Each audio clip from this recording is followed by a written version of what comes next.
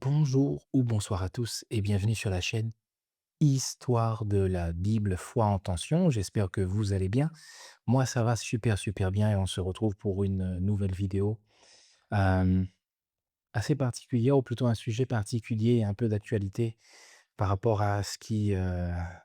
bon, je vous avais vu dans le titre de la vidéo, vous avez vu sur, la miniature, nous allons parler d'un sujet, super, important, je pense et je vous partage justement, encore une fois, un diaporama qui va avec. Je vous invite à me suivre, juste ici. Je ne regarderai pas tout le temps, heu, la caméra qui est ici, mais vous inquiétez pas, on suit ensemble cette étude. Donc, église de puissance ou théâtre religieux quand le culte devient une mise en scène, spirituelle? J'ai pensé à ce ça fait longtemps que je réfléchis sur, ce sujet-là, étant donné ce que l'on voit un peu dans certaines églises, à courant charismatique, pentecôtiste, hem et du coup des dérives que je vois en tout cas, qui sont très, dangereuses mais le sujet n'était jamais revenu. Mais très récemment, donc moi qui, habite, à La Réunion, j'ai vu ceci, la présence, d'un certain pasteur Daniel Vindini à La Réunion, OK, du 14 au 17 mai. Là, je tourne la vidéo, c'est terminé, OK, je suis dans la semaine qui suit, le week-end, où il a fait ça, et quand j'ai vu ça, je me suis dit: «Mince, je connais cette personne-là». En tout cas, j'avais déjà entendu parler. Ça m'a fait revenir un peu cette question de ces manifestations dans l'église, ces, heu, expériences un peu étranges qui se passent. Pour ceux qui ne savent pas, donc, cette personne-là, Daniel Vindini, donc il se présente en tout cas comme pasteur et sur son site que je vous ai mis juste ici, vous voyez que, hein, c'est bien son site danielvindini.com. Il se présente même comme apôtre, apôtre Daniel Vindini, OK? Donc avec un ministère Salut pour le monde. Bon, il a fait un slogan ici que vous pouvez voir qui reprend, le slogan MAGA, hem, autour de Donald Trump, «Make, America Great Again», mais sauf que lui, il a mis «Make the Church Great Again». Je pense que c'est intelligent, en tout cas pour attirer l'œil des gens. Le slogan est peut-être intéressant, en soi, en tout cas, sans faire référence directement à celui ou plutôt sans, partager les principes, de celui de l'administration Trump, bien évidemment. Mais Daniel Vindini, donc à La Réunion, je vous ai mis, quelques extraits de ce qu'il a fait. Daniel Vindini, c'est qui ou c'est quoi? Bah, j'ai essayé de flouter un peu, OK, mais vous pourrez retrouver, sur YouTube assez facilement, sur sa chaîne YouTube. Donc Daniel Vindini, c'est ça. La maladie. Je libère la peau au nom de Jésus. Je libère ton corps au nom de Jésus. Shamakala shalados. Plus jamais. Voilà. Il la touche. OK, Daniel Vindini, c'est aussi, ça.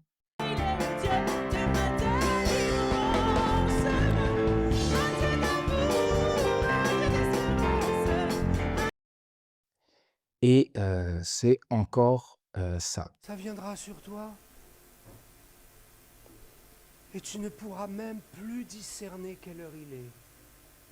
Père, que ma parole s'accomplisse car c'est ta parole qui est dans ma bouche. Le miracle de l'extase. Oh, oh, oh, oh, oh. Ton esprit quittera cette terre pour voyager. Oh, oh.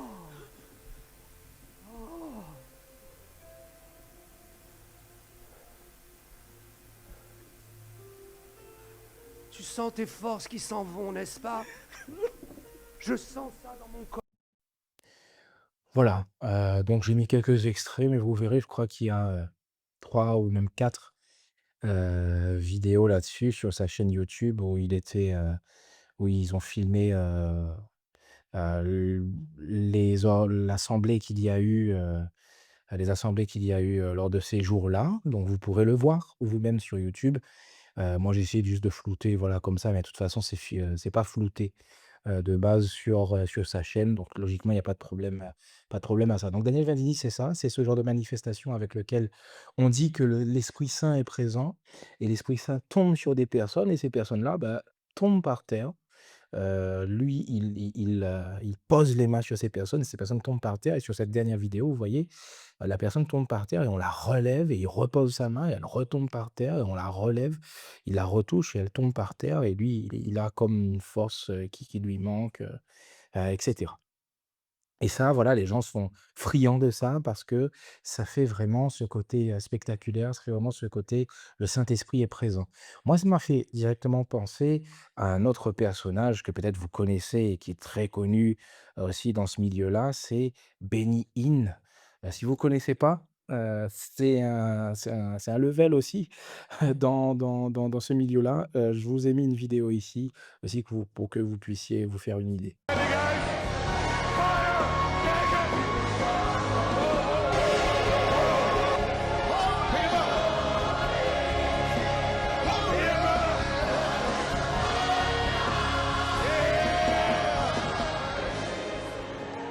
Take it! Take it! Take it! Take it! Join hands quick. Join hands, I said, quick. Take the anointing!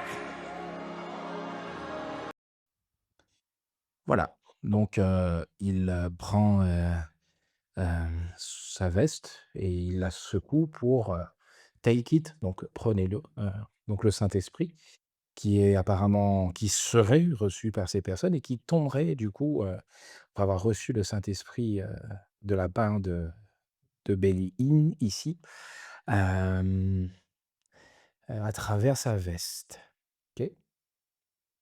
J'ai trouvé, j'ai trouvé aussi une autre, vidéo, mais que je vous partagerai. Un peu plus tard et vous verrez aussi, quelque chose un peu perturbant ou bon, je sais pas quel mot je pourrais vous dire. Je vous laisserai mettre les mots dans les commentaires. En tout cas, il y a cette, volonté de recevoir, on voit en tout cas le Saint-Esprit ici, selon la promesse de Jésus. Jean 14 au verset 16 à 18. Il y a bien évidemment beaucoup d'autres mention aussi de cette promesse, mais j'ai mis ici Jean 14. «Et moi je prierai le Père et il vous donnera un autre consolateur, afin qu'il demeure éternellement avec vous, l'Esprit de vérité que le monde ne peut recevoir parce qu'il ne le voit point et ne le connaît point, mais vous, vous le connaissez car il demeure avec vous et il sera en vous. Je ne vous laisserai pas orphelins, je viendrai à vous». Donc ici Jésus parle, du Saint-Esprit, l'Esprit de vérité, qui est décrit comme un autre consolateur parce que Jésus est déjà le 1er, un premier consolateur, paraklétos, en grec, hem et on parle du fait que le Saint-Esprit sera en vous. Donc on voit une volonté chez les chrétiens, c'est normal en tout cas de recevoir le Saint-Esprit et lors de ces moments-là, il y a comme, une promesse de ces pasteurs, je mets des guillemets, à donner le Saint-Esprit aux personnes qui sont présentes et que ce Saint-Esprit se manifesterait par, une expérience, surnaturelle particulière ici sur les personnes. Bon, je voudrais premièrement poser une première question. Que s'est-il passé quand des personnes ont reçu le Saint-Esprit, dans la Bible, dans l'expérience des premiers chrétiens? Et pour voir l'expérience des premiers chrétiens, je vais citer particulièrement et uniquement le livre des Actes des Apôtres parce que c'est le livre historique qu'on trouve, dans le Nouveau Testament qui parle de la suite après que Jésus soit monté au ciel. OK? Bon, je commençais aussi avec, Jean, chapitre 20, verset 22. J'ai oublié que je prenais aussi Jean, ici, mais voilà, donc Jésus, hem, Et ayant dit cela, donc Jésus souffla en eux et il leur dit: «Recevez l'Esprit Saint». On voit qu'à ce moment-là, quand les apôtres, reçoivent l'Esprit Saint à ce moment-là, ou en tout cas dans cette partie ici, en Jean chapitre 20, vous pourrez lire le contexte, il y a pas de manifestation, extérieure comme ce qui est vu dans ces vidéos-là. Acte 2 au verset 4. Donc là, on est au moment de la Pentecôte. Jésus a promis, acte 1, Jésus a promis l'Esprit Saint: «Restez à Jérusalem et l'Esprit Saint descendra sur vous». L'Esprit Saint descend au jour de la Pentecôte. Donc, on nous dit, verset 4, «Et ils furent tous remplis de l'Esprit Saint», et là, il y a une manifestation extérieure, «et commencèrent à parler d'autres langues selon que l'Esprit leur donnait de s'énoncer». J'ai fait une vidéo sur le parler en langue, vous pouvez regarder ça en cliquant juste là-haut. C'est pas notre sujet de base de ce moment-là, mais il faut quand même qu'on en parle, vu que c'est une manifestation, en tout cas de l'Esprit Saint, à ces moments-là. Mais ce qu'on doit ajouter, c'est que se parler en langue, en tout cas ici, heu, se parler en langue, après je viendrai sur Actes au chapitre 4, c'est un parler en langue, au verset 8, qui est une langue existante. Pourquoi? Parce que ceux qui entendent le parler en langue, qui viennent de toute la terre habitée, les Juifs qui viennent de toute la terre habitée pour la fête de la Pentecôte à Jérusalem, ils vont dire en entendant les apôtres parler, et comment les entendons-nous chacun dans son propre langage, celui du pays dans lequel nous sommes nés? Et après il y a même une liste, heu, de pays, une liste de langues, une liste d'ethnies, de nations à laquelle ils appartiennent, et ils entendent les apôtres parler, les disciples parler avec ces différentes langues-là, et ils comprennent. Donc c'est une langue connue, ici. Dans les vidéos, que je vous ai mis, sur, heu, sur cette présentation-là, alors je ne vous ai pas montré, mais vous pourrez voir si vous allez voir, donc comme je vous ai dit, l'intégralité des vidéos, avec, Daniel Vindini. À un moment donné, il y a même du parler en langue, effectivement. Vous l'avez peut-être entendu aussi à un moment donné, mais eux, ils disent que ce sont des langues inconnues. Ici, vous voyez, lors de la Pentecôte, c'est langue connue pour la proclamation de l'évangile, pour que les Juifs qui viennent du monde habité et qui viennent à Jérusalem pour la Pentecôte, ils puissent comprendre le message qui est dit ici, le message concernant l'évangile de Jésus. Actes au chapitre 4 et verset 31. Et comme ils faisaient leurs supplications, ou ils priaient, donc là on parle des disciples, le lieu où ils étaient assemblés fut ébranlé. Et ils furent tous remplis du Saint-Esprit, ok, et annonçaient la parole de Dieu avec hardiesse. Donc ici, on ne parle pas de parler en langue, on ne parle pas de, encore moins de tomber par terre, on parle le fait qu'ils reçoivent le Saint-Esprit, qu'est-ce qui se passe? Ils annoncent la parole de Dieu avec hardiesse, avec force, avec puissance. Chose aussi qui se passe en Actes au chapitre 2, parce que le don des langues est donné. Pourquoi? Parce qu'il y a ici des personnes qui viennent d'autres endroits et qui parlent d'autres langues pour que ces personnes puissent comprendre le message de l'Évangile. Actes au chapitre 8, versets 14 à 18. Or, les apôtres qui étaient à Jérusalem, ayant appris que la Samarie avait reçu la parole de Dieu, leur envoyèrent Pierre et Jean, qui, étant descendus pour eux, pour qu'ils reçussent l'Esprit Saint, car ils n'étaient encore tombés sur aucun d'eux, mais seulement ils avaient été baptisés pour le nom du Seigneur Jésus. Donc, Pierre et Jean avaient appris que les Samaritains avaient accepté la parole de Dieu, et ils descendent pour que les Samaritains reçoivent, l'Esprit Saint, OK? Puis ils leur imposèrent les mains, donc c'est la manière qu'ils font pour que l'Esprit Saint soit reçu. Ils reçurent l'Esprit Saint. Or Simon, voyant que l'Esprit Saint était donné par l'imposition des mains, leur offrit de l'argent. On parle ici du Simon, non pas Simon-Pierre, parce que c'est Pierre justement qui impose les mains avec Jean, mais c'est Simon qu'on appelle Simon le magicien, qui avait commencé de croire aussi en l'Évangile. Vous voyez ici que donc le Saint-Esprit est reçu par les Samaritains, pas par Simon, et Simon voit que l'Esprit Saint est donné, donc il y a quand même une manifestation extérieure qu'il voit, que l'Esprit Saint est donné par imposition des mains, des apôtres, et il va offrir de l'argent, et après il y a tout un commentaire là-dessus. Mais vous voyez que, peut-être qu'il y aurait eu un parler en langue ici, mais on ne nous le précise pas. Heu, En tout cas, il y a une manifestation extérieure qui montre quand même que l'Esprit Saint est reçu, vu que Simon le voit bien. Actes au chapitre 9, versets 17 à 22. Et Ananias s'en alla et entra dans la maison, et lui imposant les mains, il dit: Saul, donc, anciennement Saul, devenu plus tard Paul, Saul, frère, le Seigneur Jésus, qui t'est apparu dans le chemin par où tu venais, m'a envoyé pour que tu recouvres la vue et que tu sois rempli de l'Esprit Saint. Et aussitôt il tomba de ses yeux comme des écailles, et il recouvra la vue, et se levant, il fut baptisé, ayant mangé, il reprit des forces. Et il fut quelques jours avec les disciples qui étaient à Damas, et aussitôt il prêcha Jésus dans les synagogues, disant que lui est le Fils de Dieu.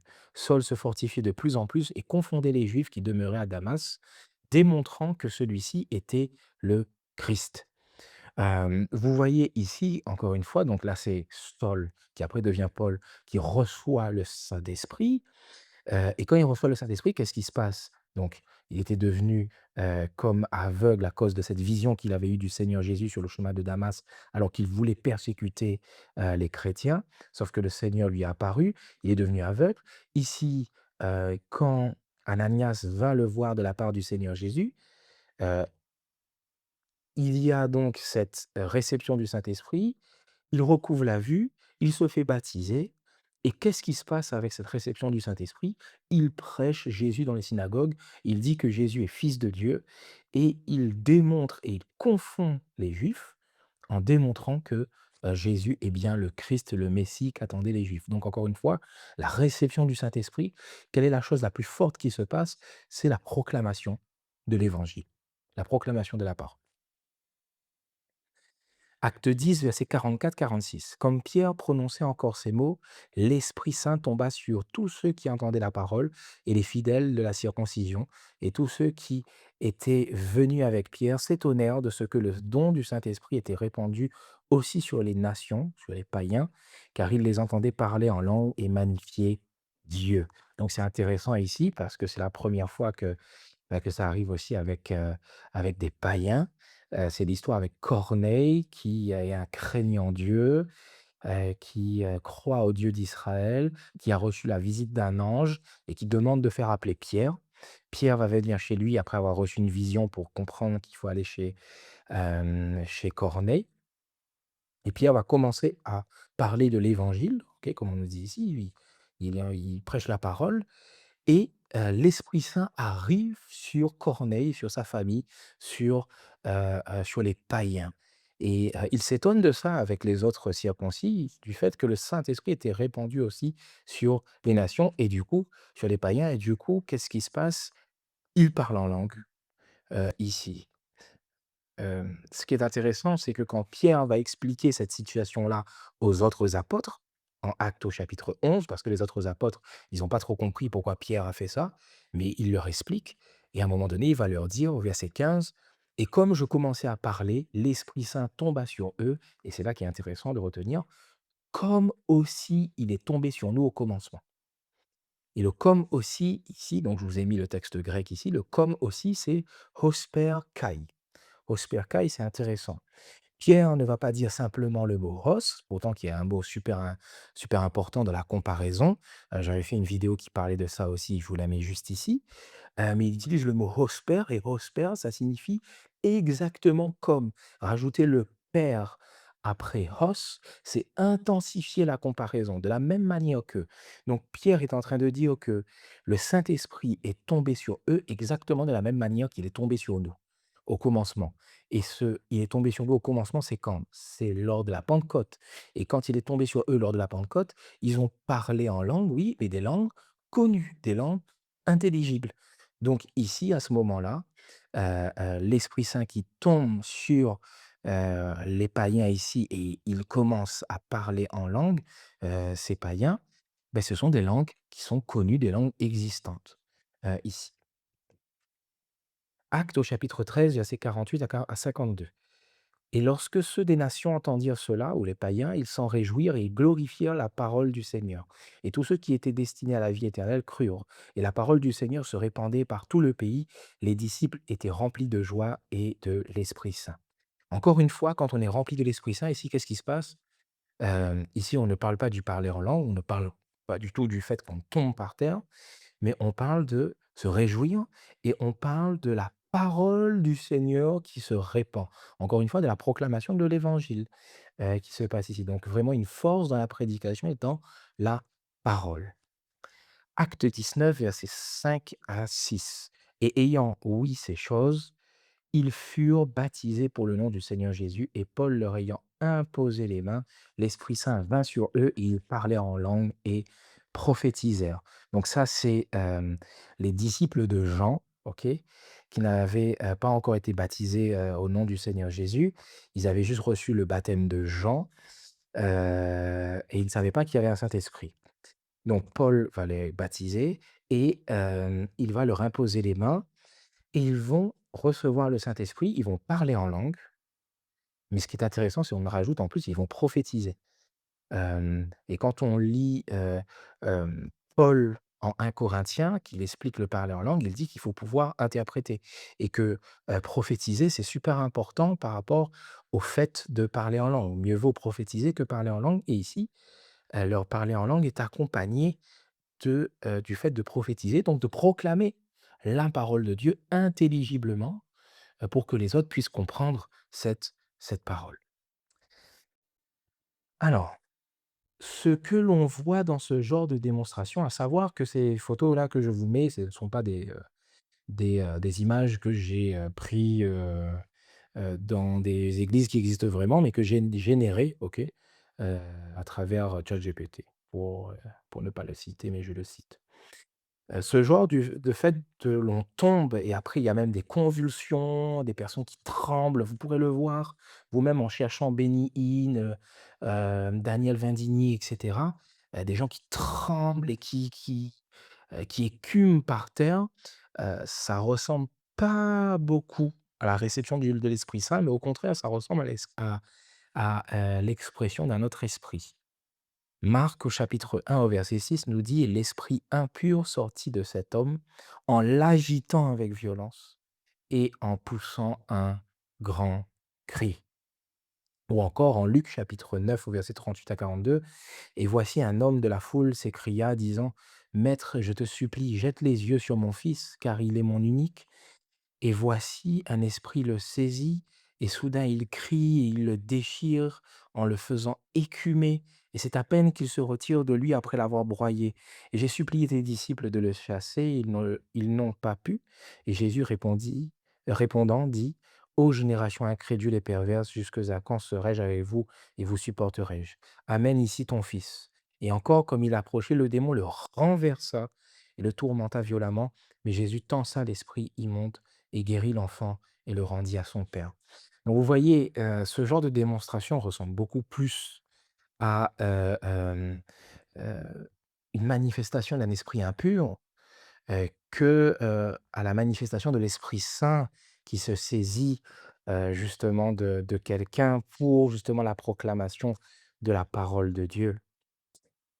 Dans tout ça Dans tout ça, ce qu'il faut faire attention, en fait, à ce genre d'assemblée, c'est ce genre d'assemblée qui veut parler beaucoup aux sentiments et aux émotions. Ça, il faut vraiment faire attention. Hem, bon, déjà, il faut savoir qu'est-ce qu'on entend derrière les sentiments et les émotions. C'est pour ça que je vous ai mis ici, les définitions du dictionnaire de l'Académie française quand on parle d'émotion et de ce que je vous parlais par émotion. Donc, premièrement, on nous donne première définition, faculté de ressentir, de recevoir des impressions. Deuxièmement, on nous met connaissance, compréhension que l'on a de certaines choses, et c'est intéressant, sans le secours du raisonnement, de l'expérience, appréhension immédiate et subjective d'une réalité.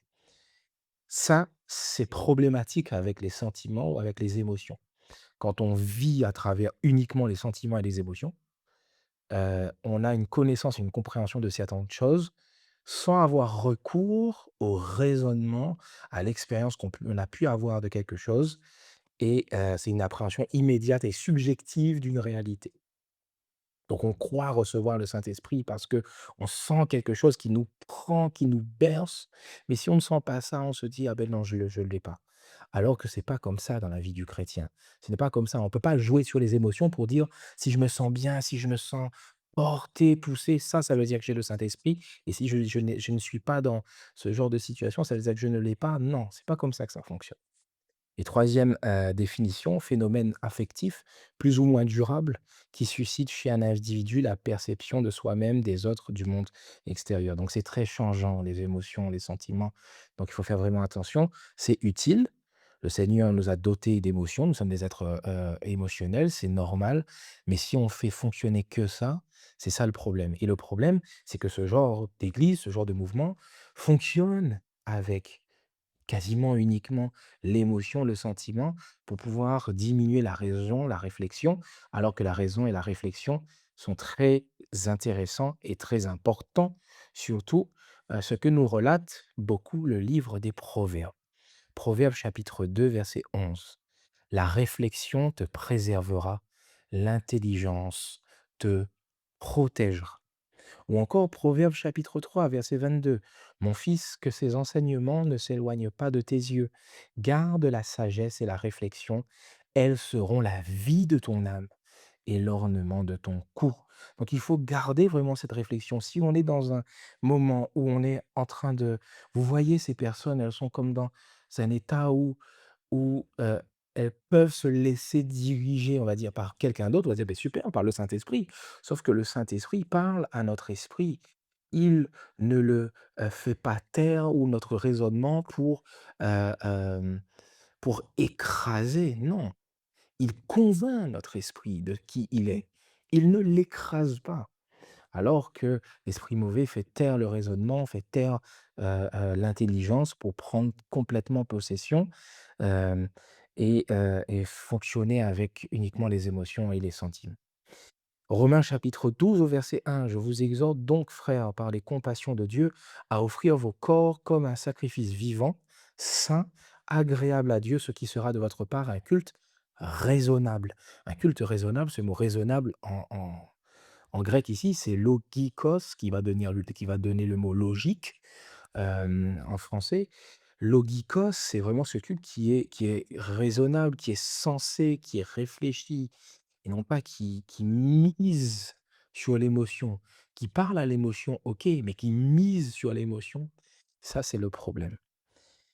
1 Corinthiens 14, versets 32 à 33: «Les esprits des prophètes sont soumis aux prophètes, car Dieu n'est pas un Dieu de désordre, mais un Dieu de paix». Et c'est pas ce que l'on voit dans ce genre d'assemblée.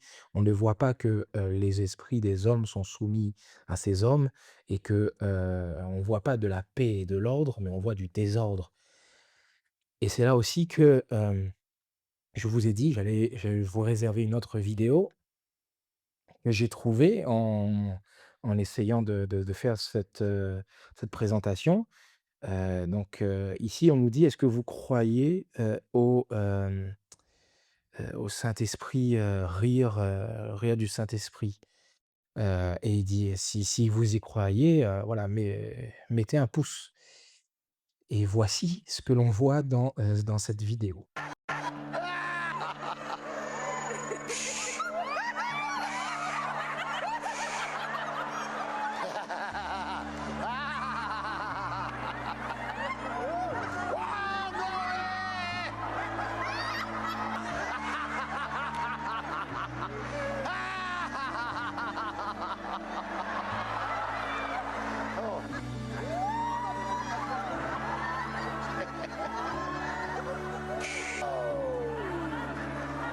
Glory to God. Hallelujah. Glory, hallelujah. Glory, hallelujah. Glory, hallelujah. Glory, hallelujah. Hallelujah.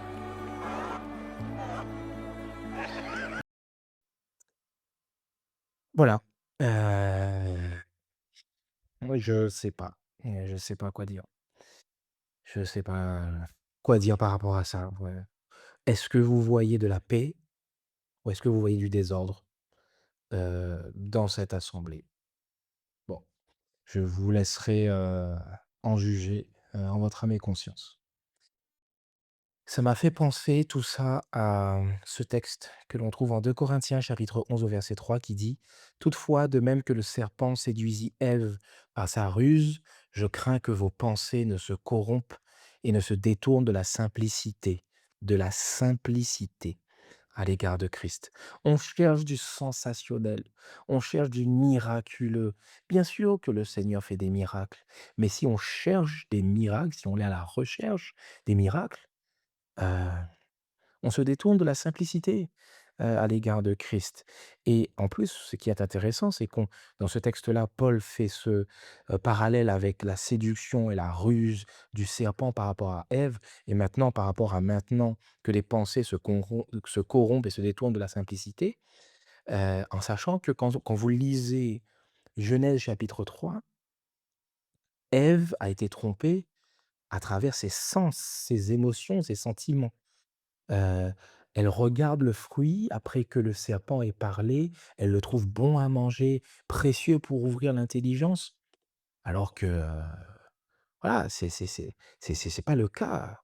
Donc elle se laisse tromper par ses sens et ça, il faut vraiment, vraiment faire attention. Je voulais vous partager aussi concernant la Bible, hem j'ai un livre qui s'appelle «Les fondements de la foi». Bien évidemment, vous pouvez voir le petit logo, il concerne les fondements de la foi et les enseignements, des 28 croyances de l'Église adventiste, OK? Mais je voulais vous présenter la première des 28 croyances qui dit ceci et vous verrez pourquoi je veux vous présenter ça.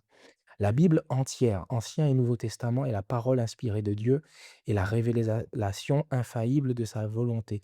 Elle est la norme du caractère et là j'ai mis en jaune le critère de l'expérience, le fondement absolu des doctrines et le récit digne de confiance des interventions de Dieu dans l'histoire. Le critère de l'expérience.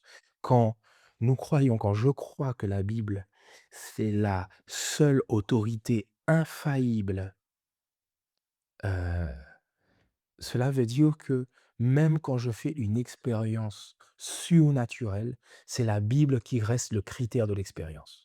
Ce n'est pas parce que cela m'a créé des émotions qui me semblent être positives, que cela veut dire que c'est quelque chose de bien. La Bible reste le critère de l'expérience par laquelle je vais passer. Donc vraiment faire attention à ça. C'est quoi l'œuvre du Saint-Esprit? Vu qu'on dit que le Saint-Esprit est reçu lors de ce genre d'assemblée, mais c'est quoi en vrai l'œuvre du Saint-Esprit? Le Seigneur Jésus a parlé de ça. Jean chapitre 16 verset 8. Et quand il sera venu, le Saint-Esprit, il convaincra le monde en ce qui concerne le péché, la justice et le jugement. On ne dit pas que quand le Saint-Esprit sera venu, on va tomber par terre, on va se mettre à rire, euh, sans aucune raison en soi, parce qu'on a reçu le Saint-Esprit, on se met à rire, comme ça ou à parler, des langues incompréhensibles. Non, parle pas du tout de ça. Acte 2, versets 38 à 40. Voici quand Pierre a reçu le Saint-Esprit ce qu'il a dit. Pierre leur dit: «Repentez-vous et que chacun de vous soit baptisé au nom de Jésus-Christ pour le pardon de vos péchés et vous recevrez le don du Saint-Esprit. Car la promesse est pour vous, pour vos enfants et pour tous ceux qui sont au loin en aussi grand nombre que le Seigneur notre Dieu les appellera.»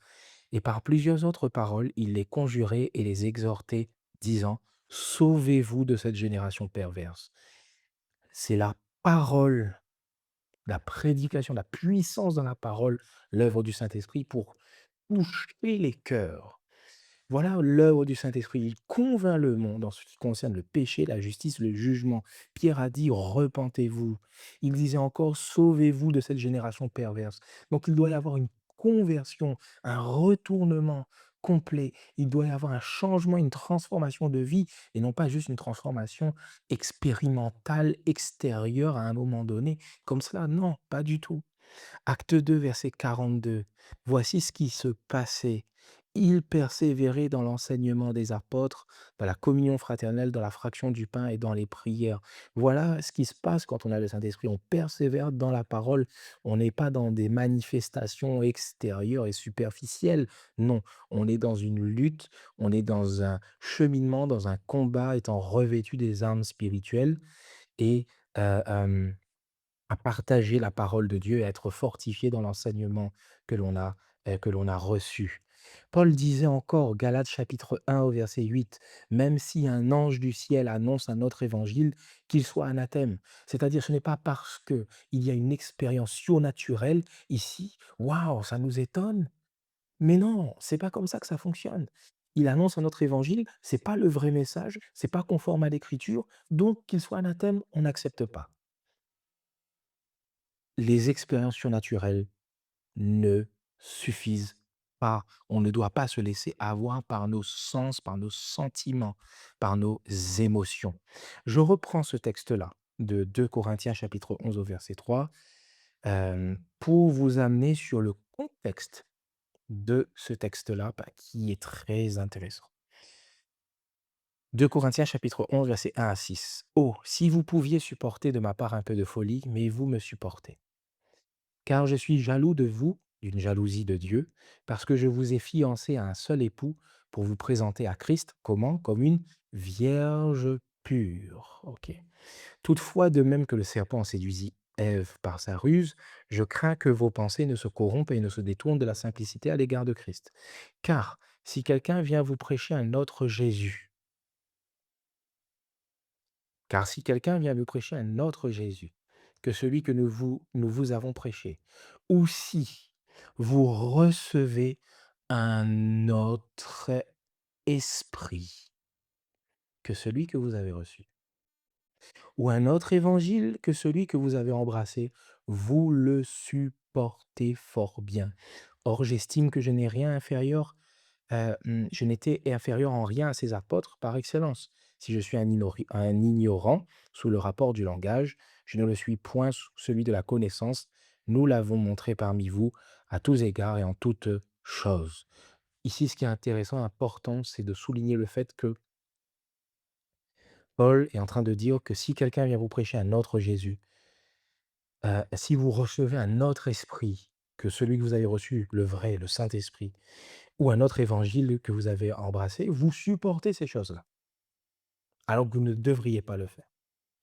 Et ce qui est intéressant par rapport à la communauté de Corinthe, c'est que l'église de Corinthe, vu qu'on est dans 2 Corinthiens, c'est une église dans laquelle il y avait du désordre que Paul a dû être confronté dans sa première épître. Et dans sa première épître, c'est quoi le problème du désordre? J'ai pris, chapitre 14, versets 26 à 33. Que faire donc, frères, lorsque vous vous assemblez les uns ou les autres parmi vous ont-ils un cantique, une instruction, une révélation, une langue, une interprétation? Que tout se fasse pour l'édification. En est-il qui parlent en langue? Que 2 ou 3 au plus parlent, et comment chacun à son tour, et que quelqu'un interprète. S'il n'y a point d'interprète, qu'est-ce qu'on doit faire?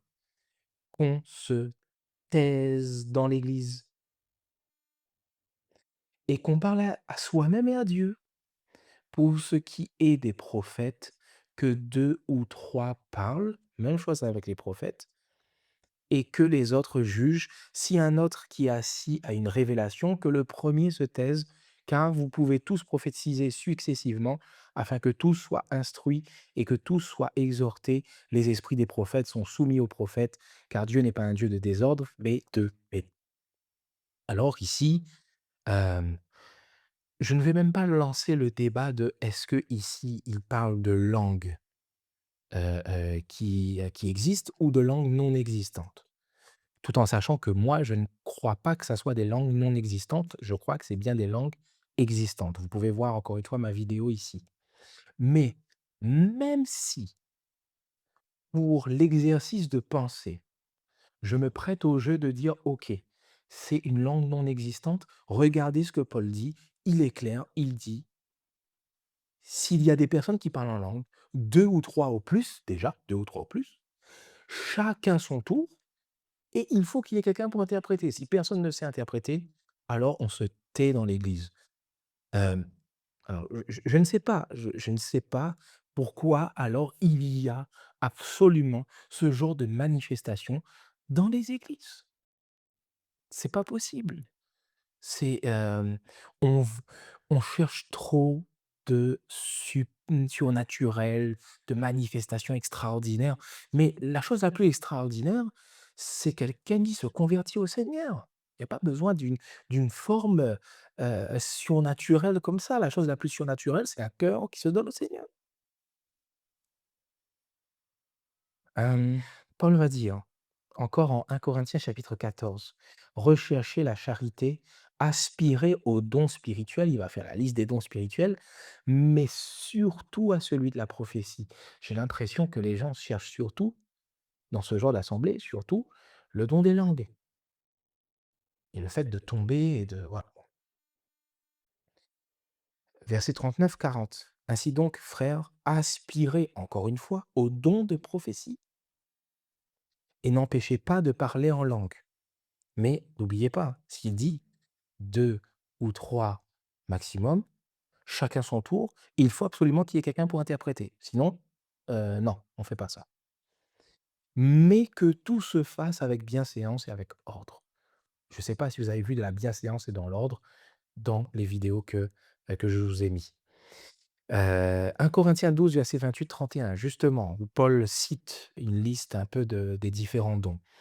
«Et Dieu a établi dans l'Église premièrement des apôtres, secondement des prophètes, troisièmement des docteurs, ensuite ceux qui ont le don des miracles, puis ceux qui ont le don de guérir, de secourir, de gouverner, de parler de diverses langues». Déjà, vous voyez, le don des langues est mis en dernier et c'est une liste, décroissante que Paul fait ici, vu qu'il dit premièrement des apôtres, deuxièmement des prophètes, troisièmement des docteurs et après ensuite. Et regardez le parallèle. Dieu a établi premièrement des apôtres et après il pose la question: «Tous sont-ils apôtres?» Secondement des prophètes: «Tous sont-ils prophètes?» Troisièmement des docteurs: «Tous sont-ils docteurs?» Ensuite ceux qui ont le don des miracles: «Tous ont-ils le don des miracles?» Puis ceux qui ont le don de guérir, secourir, de gouverner: «Tous ont-ils le don des guérisons?» De parler diverses langues: «Tous parlent-ils en langue? Tous interprètent-ils?» Vous voyez, il y a un parallèle ici, qui est fait et Paul finit par dire: «Aspirez aux dons les meilleurs». Et qu'est-ce qu'il dit comme don est meilleur ici? Il parle de surtout celui de prophétie. Alors je sais pas. Bon, ce que je sais en tout cas, c'est que, des personnes vont dire: «Mais attendez, le fait de tomber par terre et cetera, ce sont des choses qui sont bibliques». On voit Daniel, Jean, Ésaïe, Ézéchiel, peut-être même d'autres, qui ont vécu ce genre de choses. Ici, je vous mets les textes, on va pas tout lire. OK, on peut prendre, par exemple, on prend l'exemple de Daniel ici, Daniel 8, verset 17 à 18. «La vision concerne un temps qui sera la fin. Comme il me parlait, je restais frappé de stupeur, la face contre terre». On peut lire aussi, allez, on lit Jean, chapitre 1, verset 12 à 17. «Je vis quelqu'un qui ressemblait à un fils d'homme. Son visage était comme le soleil lorsqu'il brille dans sa force. Quand je le vis, je tombai à ses pieds comme mort». Le problème ici, c'est que on fait une comparaison avec des choses qui sont complètement différentes. À ces moments, ici, ils n'ont pas reçu le Saint-Esprit et du coup, ils sont tombés par terre. Ils ont eu une vision et dans la vision qu'ils ont eue, ils ont été devant la manifestation de la gloire de Dieu, comme il est écrit ici, et du coup, ces personnes-là sont tombées la face contre terre. Et tomber la face contre terre, c'est cette, crainte, cette adoration envers Dieu. Ça vient de ce mot «pipto», quand Jésus va dire, «Tu te prosterneras devant Dieu et tu l'adoreras lui seul». Il y a ce mot «pipto» dedans, tomber, devant Dieu, c'est cette crainte, cette révérence devant la majesté de Dieu. Mais ce qui se passe lors de ces assemblées, c'est pas ça. C'est on se met en rang comme ça, on se met en rang ou en ligne et on tremble dans tous les sens et quelqu'un est là à donner le Saint-Esprit et les personnes tombent par terre lors de cette réception, chose qui ne se voit pas dans le livre des Actes des Apôtres. Donc ce n'est pas du tout la même chose entre ces textes ici où ils sont devant une vision et ils sont effrayés devant la vision, où ils sont, stupéfaits, où il y a cette manifestation de la gloire de Dieu à ce moment-là, mais voilà, il y a pas hem de parallèle entre ces 2 choses, à savoir les manifestations dans ces genres d'assemblées et ici ce qu'il y a eu avec, ces hommes de Dieu. Jésus a dit: «Ou dites que l'arbre est bon et que son fruit est bon, ou dites que l'arbre est mauvais et que son fruit est mauvais, car on connaît l'arbre par le fruit. Ben justement, l'esprit laisse du fruit. Et le fruit de l'esprit, Paul le dit, c'est quoi? C'est l'amour, la joie, la paix, la patience, la bonté, la bénignité, la fidélité, la douceur, la tempérance. La loi n'est pas contre ces choses. La tempérance, c'est oui, dans le boire, dans le manger, mais c'est aussi dans sa maîtrise de soi, de son corps. Comme on a dit, les esprits des prophètes sont soumis aux prophètes. Donc ici, cette maîtrise de soi doit être présente quand on a l'Esprit de Dieu, euh, quand on est porté par l'Esprit de Dieu. C'est le fruit de l'Esprit, ça fait partie du fruit de l'Esprit. Je termine cette vidéo en vous laissant sur une note où le week-end à venir, du 22 au 25 mai, ce Daniel Vindini sera présent à Maurice. Donc je me suis dit, bon, il faut que je dise, aux gens, bon, heu, en tout cas ceux qui ont vu cette vidéo, si vous savez qu'il y a des gens qui veulent aller, le voir, envoyez-leur au moins cette vidéo pour qu'ils aient les éléments, et après ils font leur choix quand même d'y aller ou de ne pas y aller. En tout cas, la parole de Dieu n'invite pas du tout à ce genre de manifestation. Il n'y a pas de manifestation comme cela quand la parole de Dieu, quand l'Esprit Saint est donné. Pas du tout. Ce que l'on voit bien souvent en plus, c'est que quand il y a ce genre de d'assemblée qui mise beaucoup sur l'émotion, sur le spectaculaire, sur la guérison des miracles, sur la guérison, sur les miracles, sur la réception du Saint-Esprit à travers une forme extérieure clinquante et frappante, bah, le message à côté, il est dit fort, heu, mais il est faible. C'est un message qui ne va pas beaucoup en profondeur. Vous pourrez regarder vous-même, comme je vous dis, c'est un message qui est très superficiel, qui ne va pas vraiment au fond des choses dans, amener les gens à se convertir, à réformer leur vie. Parce qu'il faut vraiment, une réforme qui soit amenée dans la vie pour suivre Jésus. Que celui qui veut me suivre prenne sa croix, se charge de sa croix, hem, heu comment ici, on ne présente pas du tout cette chose. Donc, je pense qu'il faut faire vraiment attention à cela et je pense qu'il y aura beaucoup plus encore de manifestations de ce genre, donc faisons vraiment très attention. Voilà, moi je vais vous laisser sur, cette note-là, en espérant que vous pourrez avertir, des personnes aussi qui sont autour de vous ou si même vous, vous pensiez aller ou vous croyez dans ce genre de choses-là, réfléchissez bien. À est-ce que le Saint-Esprit intervient vraiment à travers ce genre de manifestation? Ou, en fait non, le Saint-Esprit n'intervient pas comme ça. Et même si on croirait, ce n'est pas mon cas, mais en des langues, vous voyez, qui sont, dans un parler en langue, inintelligible et incompréhensible, bah, Paul ne valide pas du tout ça.